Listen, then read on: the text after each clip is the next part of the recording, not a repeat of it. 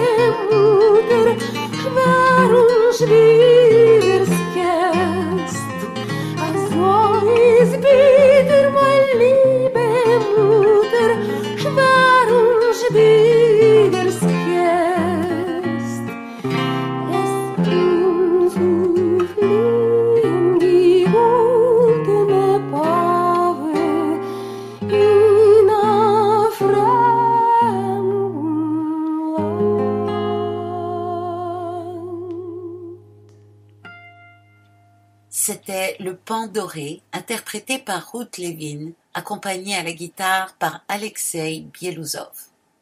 L'album est un hommage au grand poète yiddish Yitzik Manger, mort en 1969, car c'était le 50e anniversaire de sa mort en 2019, moment où cet album est sorti. C'est pourquoi c'est l'image du pan doré qui traverse tout cet album, vu que c'était sa créature préférée. Attardons-nous un peu sur le symbolisme de ce pan doré. En yiddish, le pan est féminin. Il est devenu une image très importante dans divers pays du Yiddishland et pas toujours pour les mêmes raisons, même s'il y a quelque chose de commun. Dans la tradition, il porte les lettres d'amour. Pour le poète Manger, on a vu que ce pan doré représente l'inspiration poétique et avec les années, pour beaucoup de yiddishisants, il est même devenu le symbole de la poésie elle-même. Pour Anna Margolin, une poétesse dont un des poèmes que nous allons entendre plus tard est mis en musique sur cet album, le pan doré représente le rêve du bonheur, l'amour parfait.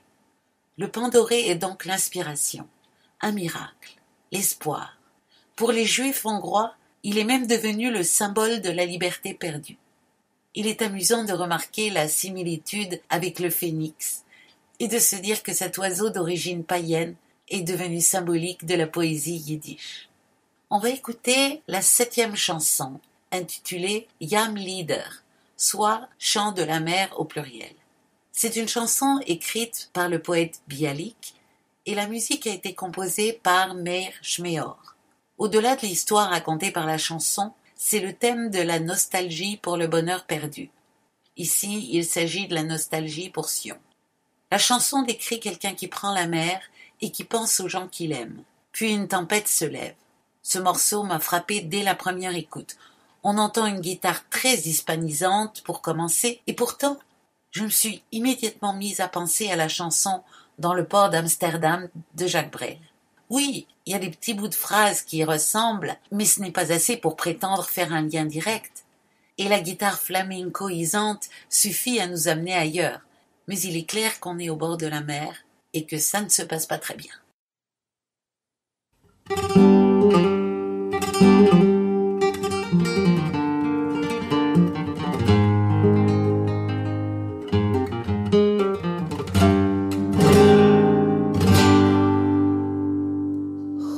Vergessen alle Liebste, hab verlost mein Eigenhaus,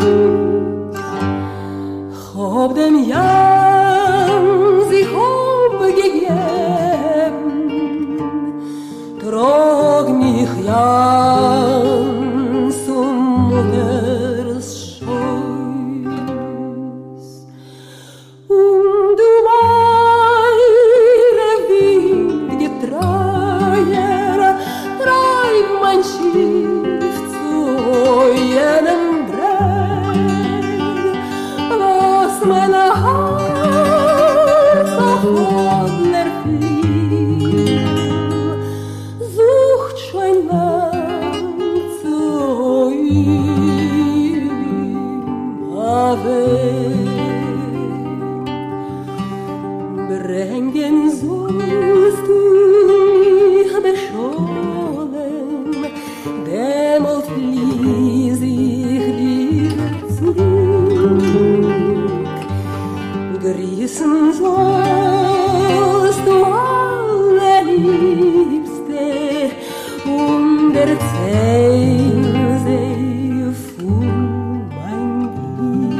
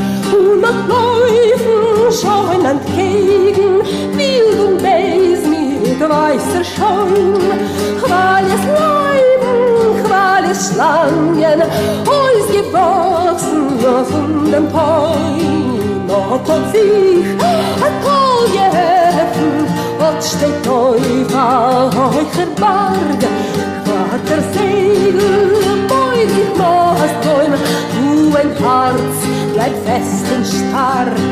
Hast da draußen Gott im Himmel, ja Mensch Vater mit sein Hand, heut sein Flügel mit sein Sturm, tragt dich zum Hinland, heut sein Flügel mit sein Sturm.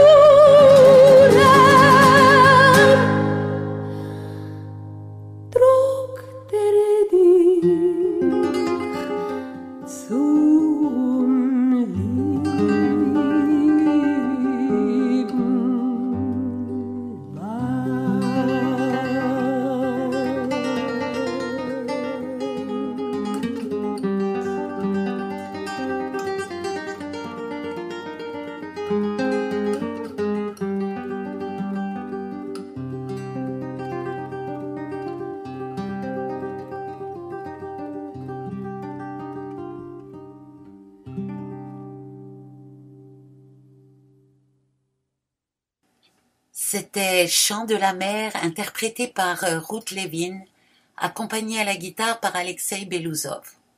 Parlons un peu des interprètes et, une fois n'est pas coutume, je vais commencer par l'accompagnateur, le merveilleux guitariste Alexei Belouzov. Il est considéré comme un des plus grands guitaristes de notre temps. Il vit à Jérusalem, donne des concerts dans le monde entier et est le directeur artistique de 3 festivals de guitare classique, dont celui de Netanya, Guitar Gems. Et pourtant, il trouve encore le temps de travailler avec Ruth Levin. Leur collaboration dure depuis une quinzaine d'années. Rajoutons un petit détail. Le père de ce guitariste était lui-même un poète. Ruth Levin l'a découvert lors d'un de ses voyages dans son pays natal. Un éditeur lui a montré des poèmes en yiddish qui l'ont emballé, tant par les sujets que par le style. Mais quelle ne fut pas sa surprise d'apprendre que cet Alexandre Belouzov n'était pas juif. C'était un homme que le drame de la Shoah, tout frais encore dans les mémoires, avait profondément affecté. Il a appris l'hébreu et le yiddish en 2 ans et s'est mis à écrire avec aisance et naturel dans ces langues. Dans l'album, il y a d'ailleurs une chanson de lui. Parlons maintenant un peu de Ruth Levin. Elle est née et a grandi à Moscou, mais elle vit maintenant en Israël. Elle a commencé à chanter avec son père, Leibu Levin, dès l'enfance. Elle est devenue une des interprètes de chansons yiddish parmi les plus connues en Israël, et c'est aussi une actrice renommée. Elle a notamment interprété des rôles importants dans des pièces de Yitzik Manger. Côté musical, elle a toutes sortes de projets intéressants. Des chansons yiddish sur les femmes et écrites par des femmes, des chansons d'enfants en yiddish et beaucoup de poésie, parmi lesquelles l'album que nous découvrons aujourd'hui. Tout en continuant sa propre carrière, elle se dévoue à faire vivre l'œuvre de son père, ce que je trouve assez admirable car c'est très difficile. Sa discographie est assez variée. Après un premier album en 1997 dédié aux chansons de son père, intitulé More Beautiful Than Before, soit Plus beau qu'avant, elle a sorti en 2010 Geheime Gast avec d'autres chansons de son père, puis elle a rassemblé des enregistrements d'archives de son père qui était aussi un acteur, un chanteur et un diseur en plus d'être compositeur, et ça c'était en 2011. La même année, un DVD intitulé The Blue Cat Cabaret, le cabaret du chat bleu, qui je crois contient des chansons des années 30. Puis il y a eu Tzigele Migele en 2016, et il y a donc un CD que vous pouvez vous procurer aussi auprès de l'Institut européen de musique juive. Et en 2017, elle a fait quelque chose qui m'intéresse particulièrement. Elle a enregistré une collection de chants et poèmes du camp de concentration de Transnistrie. L'album n'est pas encore sorti, ça va venir, et dès que ça sortira, je vais vous en parler. La chanson qu'on va entendre maintenant est très belle, mais elle est anonyme.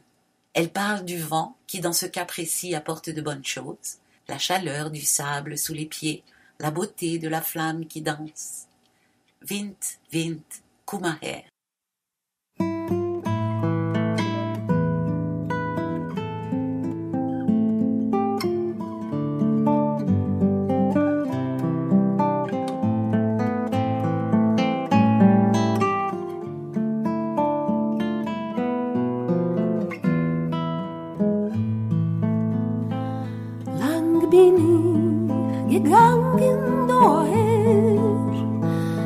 ist mein Weg gewesen so schwer. Sitz ich bei dem Feuer und ich tracht in die Berg und oh, ist schon Nacht.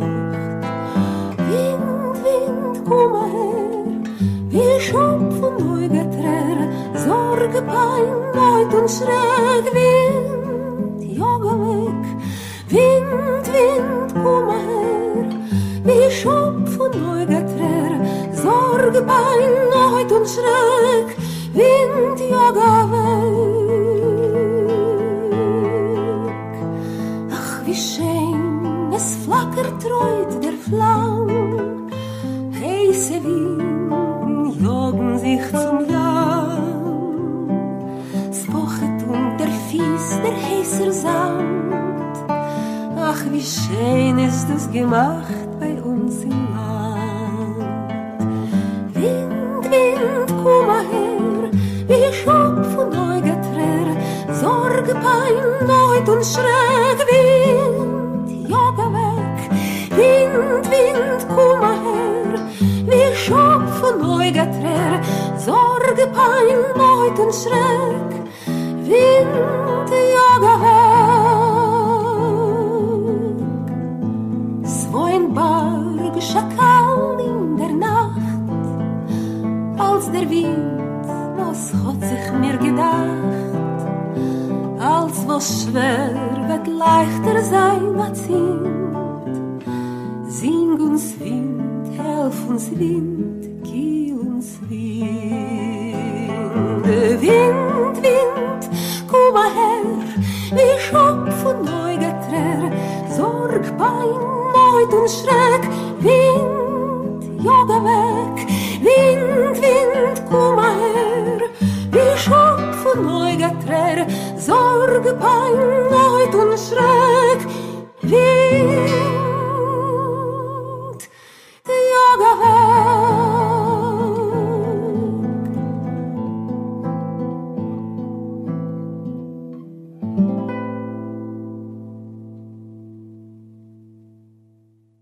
C'était Wind, Wind, komm her, interprété par Ruth Levin, accompagné à la guitare par Alexei Bielousov. Alors parlons un peu de Leibou Levin, le père de Ruth, puisqu'il tient une grande place dans son travail. Leibou Levin est né en 1914 dans la région austro-hongroise de la Bucovine, qui est maintenant en Roumanie. Et il est mort en Israël en 1983.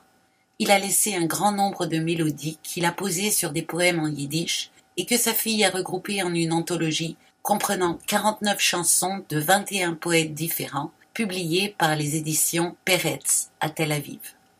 Ruth Levin en chante plusieurs dans le CD Geheime Gast, soit en français Les Invités Secrets, qui en passant est un poème magnifique. Leibou Levin a eu une vie difficile. Il a étudié la littérature et la langue yiddish, et dès ses années estudiantines, il a commencé à se produire comme diseur de textes en yiddish, de poésie aussi, et même de chansons, dont un bon nombre composés par lui-même. Il a été très apprécié. Un critique, par ailleurs linguiste et philologue, dit de lui « C'est sans doute le meilleur interprète de Yitzik Manger ». En 1941, la guerre est déclarée entre l'Allemagne et l'Union soviétique, et Leibou Levin est appelé sous les drapeaux. Mais en 1942, il est arrêté et condamné sans jugement à 15 ans d'emprisonnement. Il n'a été libéré qu'en 1956 et réhabilité. Il a passé 14 ans dans les camps soviétiques sous l'accusation ridicule d'être un espion à la solde de l'Allemagne. C'est à Moscou, où il est allé pour recevoir le certificat qui purifiait son nom, qu'il rencontre celle qui deviendra sa femme un mois plus tard. Ruth Levin est donc née à Moscou et a grandi là-bas. Puis, en 1972, la famille émigre en Israël. Il y passera les 10 dernières années de sa vie et y composera près de la moitié de son œuvre. Il ne retournera dans sa ville natale en Roumanie qu'en 1962 à l'occasion d'une tournée. À quoi bon? Toute sa famille avait été exterminée par les nazis. Alors écoutons une chanson composée par Leibou Levin sur une poésie de Anna Margolin, on en a parlé un peu plus haut, intitulée « Le pan doré s'est envolé ».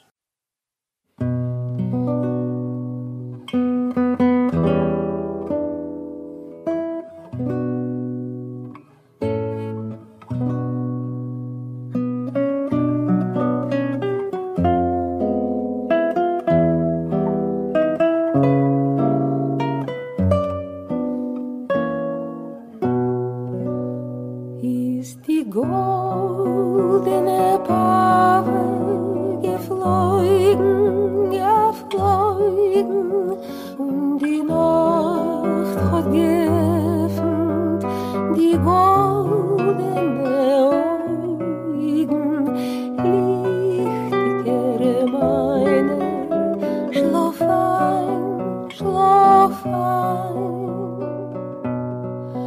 Die Nacht hat geöffnet die goldene Augen, bin ich viel geworden, und du der Beugen, ruhiger meiner, schlaf ein, schlaf ein.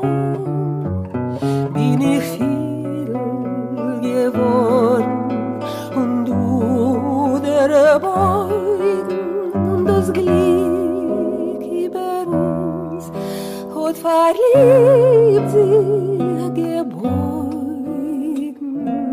zärtlicher meiner, schlaf ein, schlaf ein.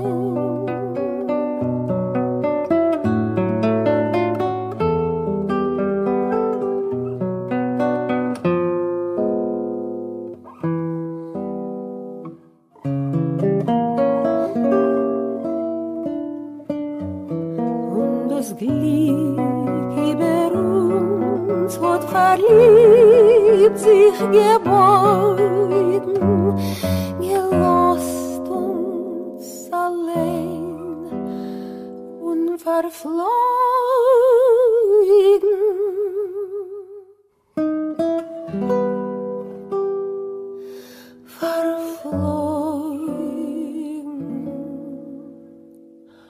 Traurigere meiner, schlaf ein, schlaf ein.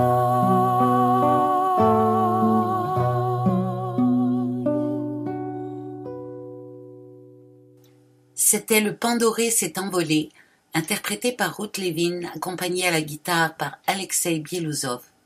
Une poésie de Anna Margolin, mise en musique par Leibou Levin. L'album Atlantidisch de Ruth Levin est donc un voyage en 14 étapes qui nous fait visiter la poésie yiddish sur des musiques de compositeurs variés, certains plus anciens, certains plus modernes, et parmi eux, les pères des deux interprètes. Dans cet album, il y a un poème de Alexander Bielousov, père du guitariste Alexei Bielousov, et Ruth Levin a choisi la mélodie de son père, Leibou Levin, que vous venez d'entendre. Dans le livret, le texte de chaque chanson figure en yiddish, en hébreu, en russe et en anglais. Mon seul regret est qu'il n'y a pas de mise en contexte des poésies, pas un mot sur les compositeurs et rien non plus sur les poètes à part Yitzik Manger, mais même ça ce n'est pas gros. Pour vous procurer cet album, rien de plus simple. Allez sur le site de l'Institut européen des musiques juives, soit www.iemj.org,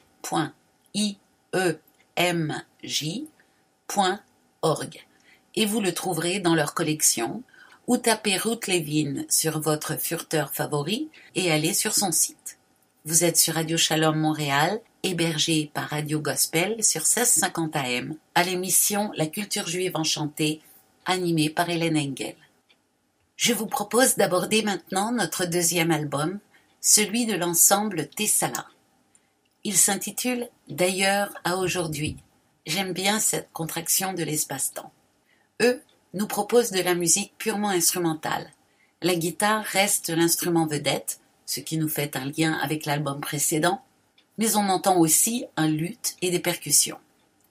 Il y a d'autres liens entre ces deux albums, l'un d'entre eux est très inattendu. L'un et l'autre utilisent une pièce de Jean-Sébastien Bach dans l'un de leurs titres.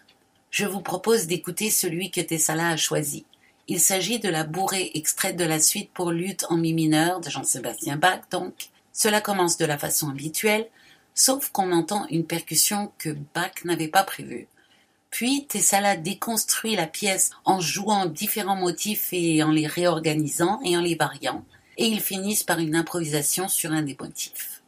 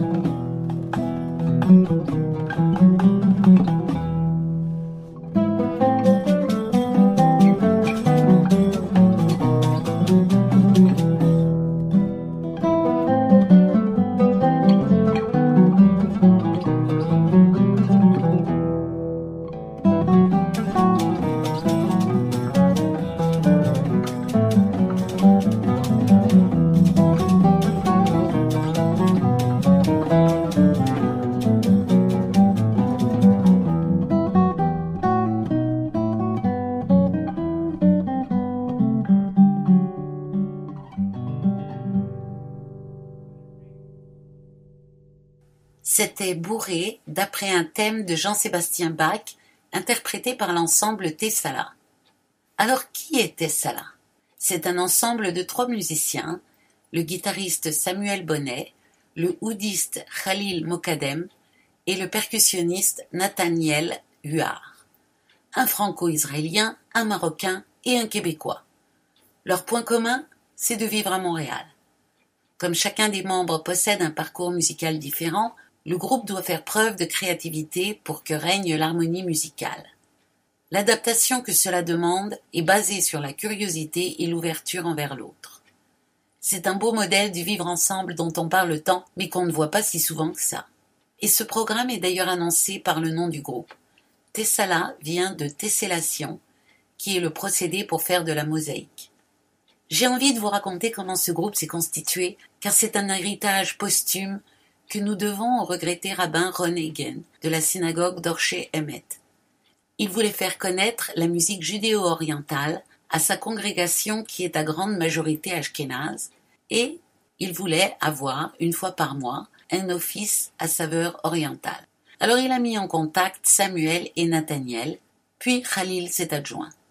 Après le décès de Ron Hagen en 2016, les musiciens ont eu envie de continuer à faire de la musique ensemble, et c'est ainsi que Tessala est né. Merci Ron Hagen. Je vous propose d'écouter un des morceaux qu'il jouait à l'occasion de ses offices. Il s'intitule Soufi Mélodie, donc mélodie soufie, et faisait partie des mélodies que Dorshey Emet avait dans sa liturgie, et pour laquelle Tessala a fait un arrangement musical personnel.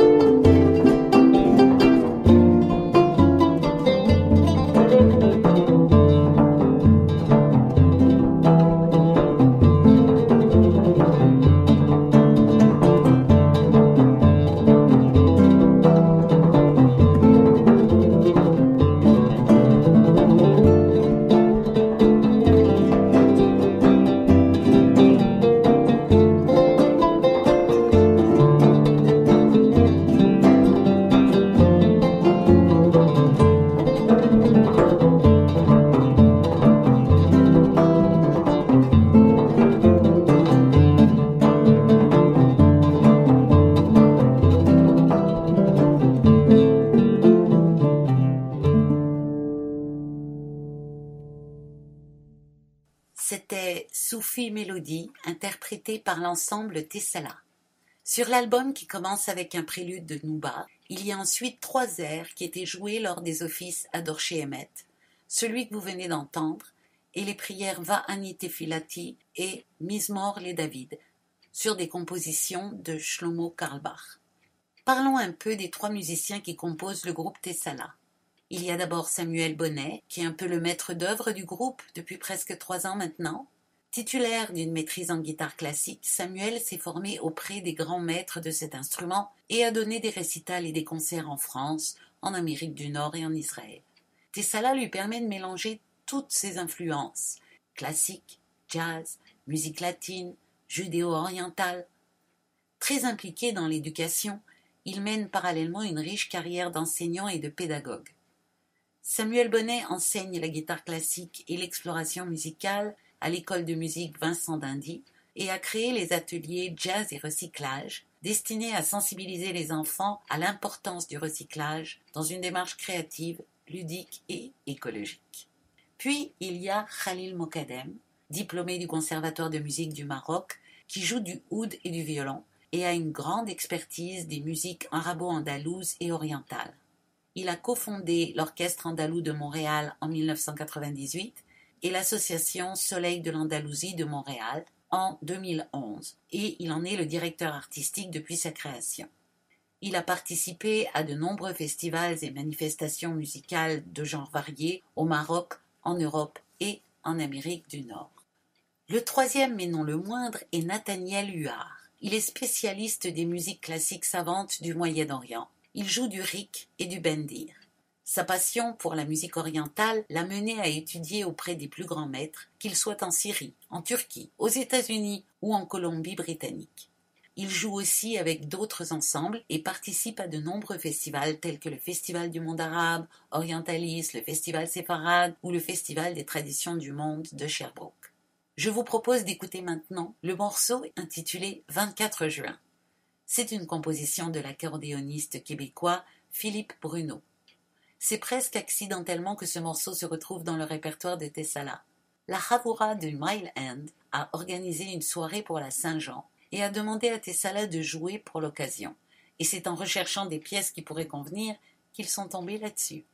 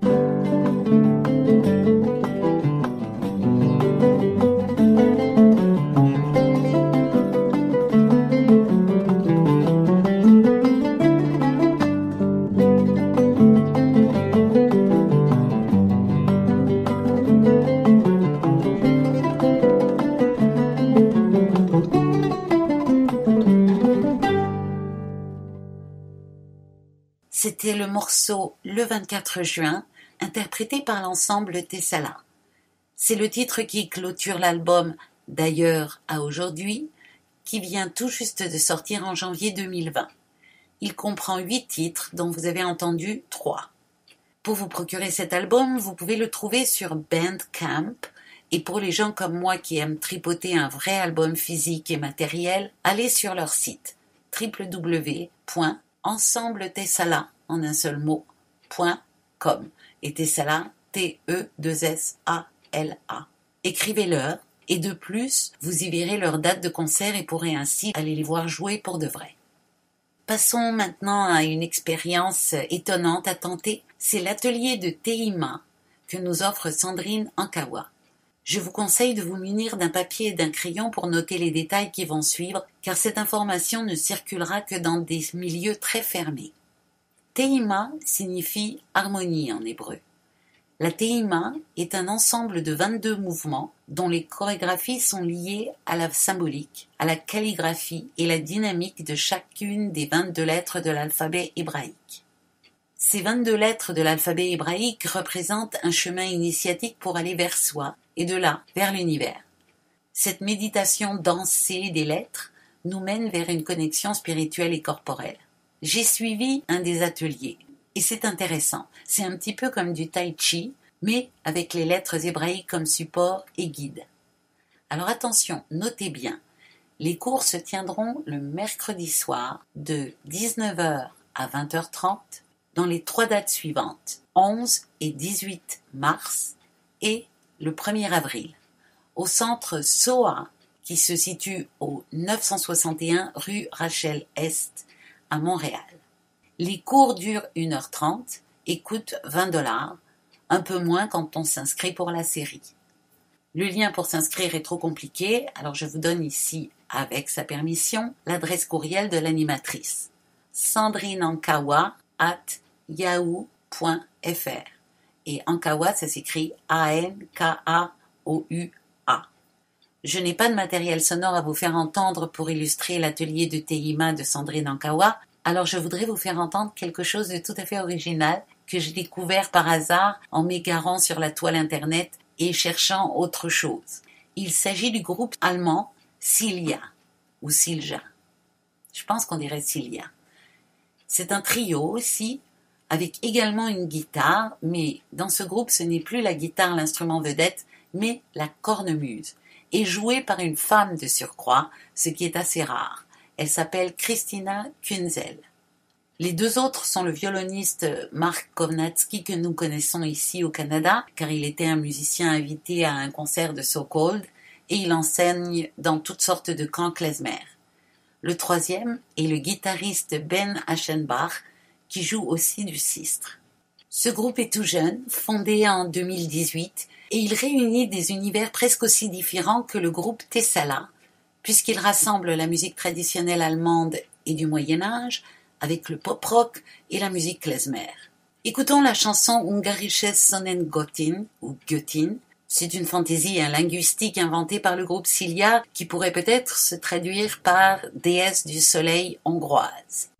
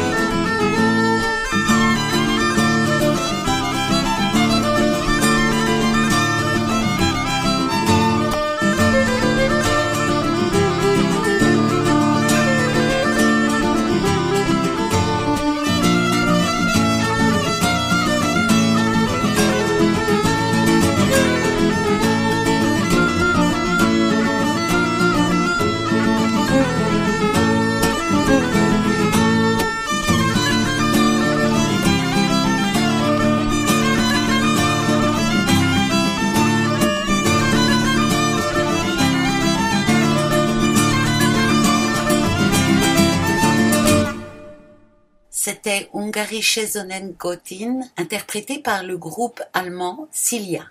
Je suis très amatrice de cornemuse, surtout dans des contextes inattendus, alors ça m'a beaucoup plu. Si vous voulez en savoir plus sur eux, allez sur leur site www.silja-music.de. Passons maintenant à quelques actualités artistiques à Montréal, en commençant par le Centre Cigale qui nous offre une expérience théâtrale particulière avec la pièce Small Mouth Sounds, qui bat son plein en ce moment, et ce jusqu'au 1er mars. Cela raconte comment 6 citadins surmenés font une retraite de 5 jours dans la forêt et, abandonnant leurs appareils électroniques, ils font en plus un strict vœu de silence. Parfois provocatrice, mais rafraîchissante et amusante, la pièce Small Mouth Sounds de Bess Vole nous ramène à l'essentiel de nos connexions humaines, et puisqu'il y a très peu de texte, pas besoin de bien parler anglais pour apprécier. Autre chose, et ça ne se passe plus à Montréal, mais c'est juste pour satisfaire notre ego de Québécois de souche ou d'adoption, l'exposition Thierry Mugler, couturissime, conçue, produite et mise en tournée par le Musée des Beaux-Arts de Montréal, sera à Paris dès le 22 octobre prochain. Et oui, ce n'est pas Montréal qui pleure après les grandes réalisations de Paris, mais Paris qui vient s'abreuver à la richesse culturelle québécoise. Bon, assez de vantardise. En ce moment, l'exposition est à Rotterdam et pour ceux qui le souhaitent, j'ai fait une émission l'année dernière que vous pouvez retrouver sur YouTube sous le titre Bécard Mugler Cabaret. J'y présentais de nombreuses photos que j'avais prises à l'exposition.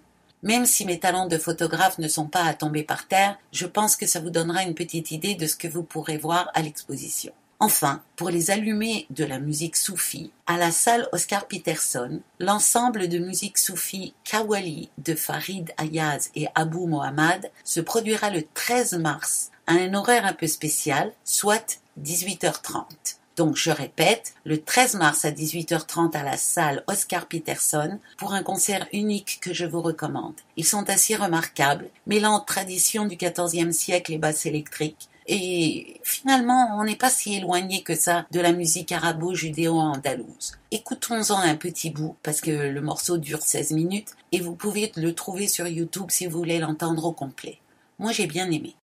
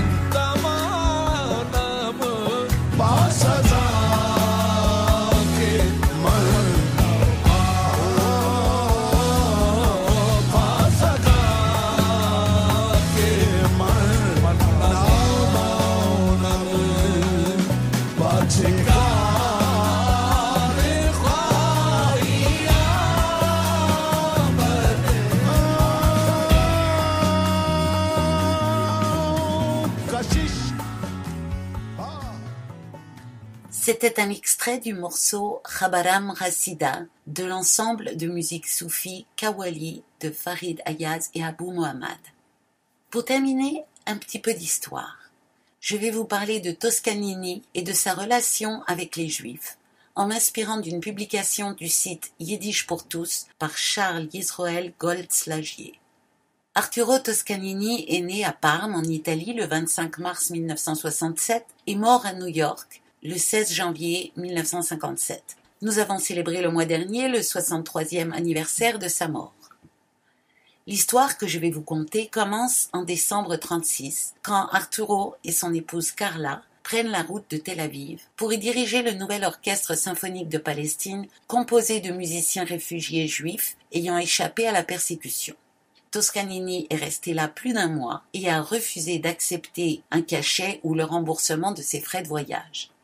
La répétition générale du premier concert fut ouverte aux artistes et aux travailleurs. Un témoin raconte: le public réagit avec une émotion intense. Le président de l'université hébraïque éclata en sanglots incontrôlables. Il y a eu 9 concerts à guichets fermés à Tel Aviv et d'autres ailleurs. La foule qui n'avait pu entrer se pressait à l'extérieur, près des fenêtres et même sur le toit. À la fin du premier concert, l'ovation dura plus de 30 minutes.